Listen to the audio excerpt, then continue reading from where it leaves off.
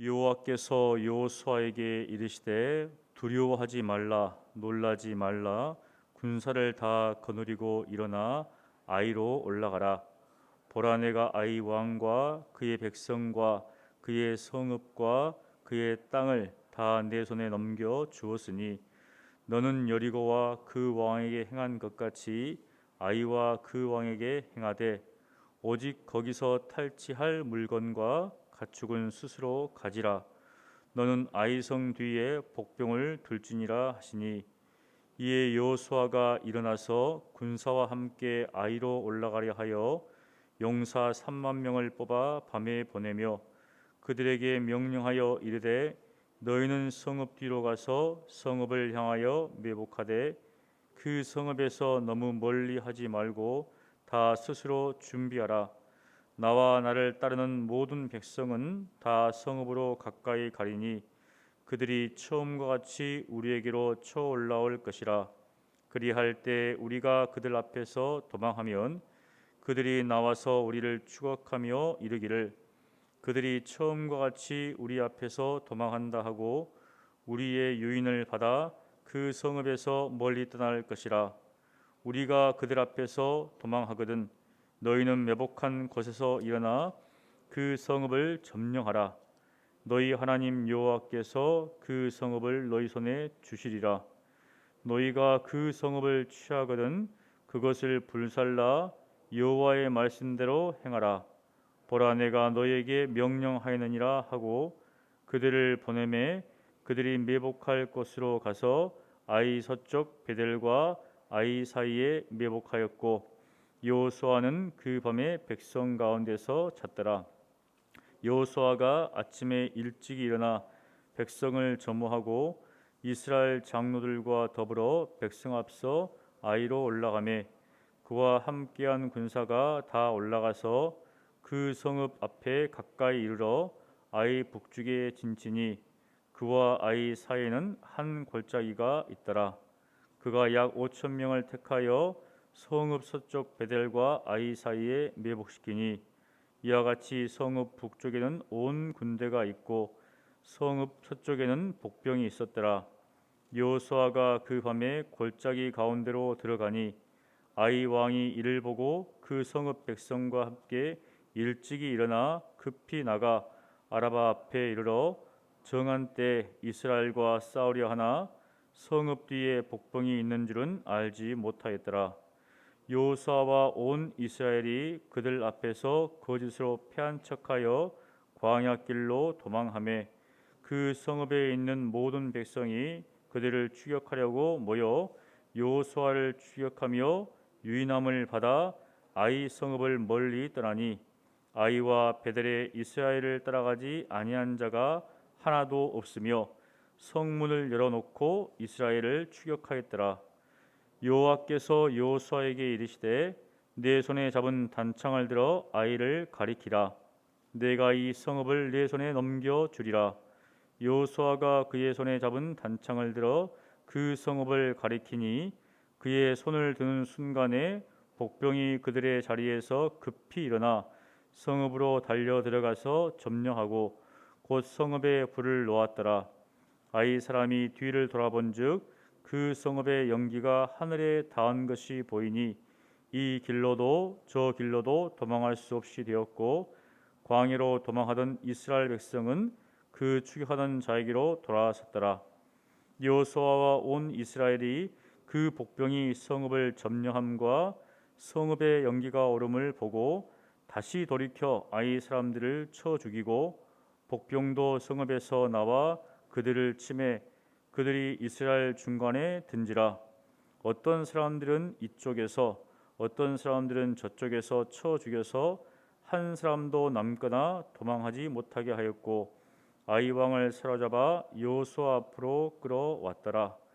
이스라엘이 자기들을 광야로 추격하던 모든 아이 주민을 들에서 죽이되 그들을 다 칼날에 엎드려지게 하여 진멸하기를 마치고 온 이스라엘이 아이로 돌아와서 칼날로 죽이매 그날에 엎드려진 아이 사람들은 남녀가 모두 12,000명이라. 아이 주민들을 진멸하여 바치기까지 여호수아가 단창을 잡아든 손을 거두지 아니하였고 오직 그 성읍의 가축과 노력한 것은 여호와께서 여호수아에게 명령하신 대로 이스라엘이 탈취하였더라. 이에 여호수아가 아이를 불살라 그것으로 영원한 무더기를 만들었더니 오늘까지 황폐하였으며 그가 또 아이 왕을 저녁 때까지 나무에 달았다가 해질 때 명령하여 그의 시체를 나무에서 내려 그 성문 어귀에 던지고 그 위에 돌로 큰 무더기를 쌓았더니 그것이 오늘까지 있더라. 그때 여호수아가 이스라엘의 하나님 여호와를 위하여 에발산에 한 제단을 쌓았으니 이는 여호와의 종 모세가 이스라엘 자손에게 명령한 것과 모세의 율법책에 기록된 대로 쇠 연장으로 다듬지 아니한 새 돌로 만든 제단이라. 무리가 여호와께 번제물과 화목제물을 그 위에 드렸으며 여호수아가 거기서 모세가 기록한 율법을 이스라엘 자손의 목전에서 그 돌에 기록하매 온 이스라엘과 그 장로들과 관리들과 재판장들과 본토인뿐 아니라 이방인까지 여호와의 언약궤를 맨 레위 사람 제상들 앞에서 궤의 좌우에 서되 절반은 그리심산 앞에 절반은 에발산 앞에 섰으니 이는 전에 여호와의 종 모세가 이스라엘 백성에게 축복하라고 명령한 대로 함이라. 그 후에 여호수아가 율법책에 기록된 모든 것대로 축복하고 저주하는 율법의 모든 말씀을 낭독하였으니 모세가 명령한 것은 여호수아가 이스라엘 온 회중과 여자들과 아이와 그들 중에 동행하는 거리민들 앞에서 낭독하지 아니한 말이 하나도 없었더라. 아멘. 여호수아서는 이스라엘 백성의 가나안 정복의 역사를 담고 있습니다. 그래서 여호수아는 역사서라고 우리가 볼 수 있습니다. 그러나 그 역사는 신앙의 관점에서 기술된 역사입니다. 정확히 엄밀히 말하면 신명기적인 관점에서 기록되어 있습니다. 율법을 순종하면 축복이 임하고 율법을 어기면 저주를 받습니다. 하나님의 계명을 지키면 땅을 차지하지만 하나님의 계명을 지키지 않으면 땅을 얻을 수 없습니다. 아이성의 전투가 그것을 보여줍니다. 아이성의 첫 번째 전투에서 이스라엘 백성은 3,000명을 거느리고 쳐들어갔지만 36명의 사망자를 내게 됩니다. 그런데 이것은 이미 패한 전쟁이었습니다. 왜냐하면 7장 1절에 아간의 범죄로 인해 하나님께서 이스라엘 자손에게 저주를 하셨다, 이런 내용이 있습니다. 역사를 기술할 때 먼저 하나님의 어떠하심을 이야기를 해놓고 지금 쭉 이야기를 한다는 겁니다. 그것을 읽는 사람들은 이 전쟁에서 패한 원인이 무엇인지를 먼저 알고 그 전쟁 속으로 들어간다는 것입니다. 하나님의 명령을 어겼기에 아이에서의 전투는 진 전투다. 이 한 번의 패배로 이스라엘 백성들은, 이스라엘 자손들은 절망에 빠집니다. 한 번 졌다고 왜 이렇게 절망하는가? 그것은 이유가 있습니다. 이 아이 성은 그렇게 큰 성이 아닙니다. 그런데 이 전투에서 졌다는 소식이 가나안 온 땅에 퍼진다면 이제 더 이상 가나안 사람들은 이스라엘을 두려워할 필요가 없다는 것입니다. 결국 이스라엘 백성들은 자신들이 그들에 의해서 꼼짝없이 죽을 수밖에 없는 상황이다, 이것을 인식했다는 것이죠. 이렇게 그들은 두려워하고 있습니다. 무서워하고 있습니다. 그때 하나님께서 두려워하고 있는 그들에게 왜 그들이 아이에서 전투에서 패했는지를 말씀하십니다. 그것은 그들이 범죄하여 하나님의 명령을 어기고 하나님의 언약을 지키지 않았기 때문에 그렇게 패했다고 말씀하십니다. 여호수아가 아간의 범죄를 해결하자 하나님은 그들에게 다시 승리를 약속하십니다. 하나님은 먼저 여호수아에게 두려워하지 말라, 무서워하지 말라라고 말씀하십니다. 두려운 상황인데 하나님은 두려워하지 말라, 왜냐하면 하나님이 함께 하시겠다 약속하셨기 때문입니다. 여러분 혹시 지금 두려운 어떤 일을 당하고 계십니까? 하나님은 두려워하지 말라 말씀하십니다. 왜냐하면 하나님이 함께 하시기 때문에. 상황과 환경은 내가 원치 않은 방향으로 흐른다 할지라도 선하신 하나님께서 가장 좋은 길로, 선한 길로 인도하신다. 그러한 믿음이 있는 사람은 두려워할 필요가 없습니다. 왜냐하면 하나님이 우리와 함께 하시기 때문입니다. 다음으로 하나님은 여호수아에게 승리를 약속하십니다. 내가 승리하게 하겠다 이렇게 말씀하십니다. 그러면서 여리고성을 멸할 때와는 조금 달리 명령하십니다. 여리고성을 멸할 때와는 그 모든 사람들과 그 모든 가축들, 그 모든 것들을 다 바치라 그렇게 말씀하시는데, 여기서는 사람들은 다 죽이되 탈취할 물건들은 너희들이 가지라 이렇게 말씀하십니다. 왜 그런가? 하나님 앞에 모든 것들 중에서 제일 첫 번째 것은 우리가 성경을 보면 다 하나님께 바쳤습니다. 이게 하나님 것이라는 것이죠.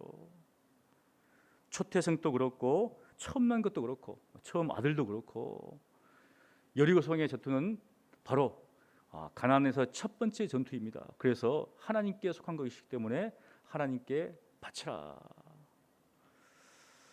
처음 이제 직장을 들어가서 첫 월급을 탈 때 그 모든 것들을 하나님께 드리는 사람들이 있습니다. 바로 여기에서 이제 이런 원리로서 하나님께 드린다는 것이죠. 그러면서 하나님은 아이성 뒤에 복병을 두라고 말씀하십니다. 복병을 두라. 하나님께서 여호수아에게 전쟁의 기술을 가르쳐 주십니다.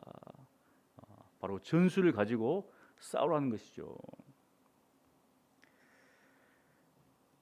여러분, 전쟁의 승패는 무엇에 달려 있습니까? 우리가 성경을 보면 전쟁의 승패는 하나님의 말씀을 순종하는가, 하나님 중심 가운데 있는가, 여기에 달려 있습니다. 하나님의 말씀에 순종하면 승리하고 하나님의 말씀에 불순종하면 패한다. 이게 지금 여호수아를 통해서 우리가 볼 수 있는 겁니다. 왜냐하면 전쟁은 하나님께 속한 것이기 때문에 그렇습니다. 그 유명한 말을 한 사람이 바로 골리앗과 싸운 다윗입니다. 다윗은 골리앗과의 싸움에서 이렇게 이야기를 합니다. 사무엘상 17장 47절에 또 여호와의 구원하심이 칼과 창에 있지 아니함을 이 무리에게 알게 하리라. 전쟁은 여호와께 속한 것인즉 그가 너희를 우리 손에 넘기시리라. 블레셋 군대 앞에서 이스라엘 군대들이 벌벌 떨고 있을 때 다윗이 그들 앞에 나아가서 골리앗을 향하여서 전쟁은 여호와께 속한 것이다 이렇게 외치면서 결국은 승리를 하게 됩니다. 여러분, 전쟁은 하나님께 속한 것입니다. 여호수아도 그것을 알았습니다. 그래서 아이와의 싸움에서 승리한 후에 그들이 했던 것은 무엇인가? 제단을 쌓고 번제물과 화목제물을 하나님 앞에 드립니다. 그리고 율법책에 기록된 모든 것대로 축복과 저주하는 말씀을 모든 백성들 앞에서 낭독했습니다. 그것이 오늘 본문에 나온 30절과 35절 말씀입니다. 하나님께서 1절에서 승리를 약속하시고 그 모든 전쟁을 한 후에 그들이 무엇을 하는가? 바로 축복과 저주하는 율법의 말씀을 그들 앞에서 낭독했다는 겁니다. 바로 하나님의 말씀, 하나님의 중심, 말씀 중심으로 살라는 것입니다. 그런데 그렇다고 승리의 핵심은 바로 말씀, 하나님 중심인데 그렇다고 과정을 도외시해서는 안 됩니다. 학생이 정말 시험경이 다 왔는데 하나님 시험 잘 보게 해주십시오. 말씀과 기도에 전무하겠습니다 하고 공부하지 않으면 시험이 잘 나오겠습니까? 아니겠죠. 그렇다고 시험 기간이니까 말씀도 안 보고 기도하지 않고 또 공부하는 것도 문제가 됩니다. 직장인들이 말씀과 기도한다고 자신의 업무에 태만하면 바로 그 사람이 어떻게 일을 성취하고 승리할 수 있겠습니까? 그런 것처럼 우리는 지혜롭게 공부하고 성실하게 일을 해야 됩니다. 하나님은 전투에서 이길 수 있는 한 가지 전술을 여호수아에게 주셨습니다. 그것이 이제 매복입니다. 오늘 본문에 나온 전투 방식을 세 가지 정도로 요약하면 매복과 유인과 협곡입니다. 매복을 다 저기 알면 안 되겠죠. 모르게 다 매복을 하고 그리고 유인을 합니다. 끌어내는 것이죠. 성에서 성 안에 들어가 있으면 굉장히 힘든 싸움입니다. 그래서 유인을 해서 결국은 양 옆에서 결국은 협동을 해서 승리를 취했습니다. 우리 손자병법, 전쟁하면 손자병법이 떠오르는데 시계편에 보면 이런 말이 있습니다. 자신을 낮추어 적을 교만하게 만든다. 무엇인가 계략을 써서 적에게 교만한 마음을 갖게 하는 겁니다. 여호수아가 했던 방법이 그것입니다. 이 아이 왕이 얼마나 교만했던지 이스라엘 백성을 깔보았던지 여기 보면 17절에 아이와 베델의 이스라엘을 따라가지 아니한 자가 하나도 없으며 자기 성읍에 군인들을 한 명도 두지 않고 따라갔다는 겁니다. 왜냐하면 별 볼이 없기 때문에. 그리고 성문을 열어놓고 이스라엘을 추격하였더라. 뒤를 생각하지 않는다는 것입니다.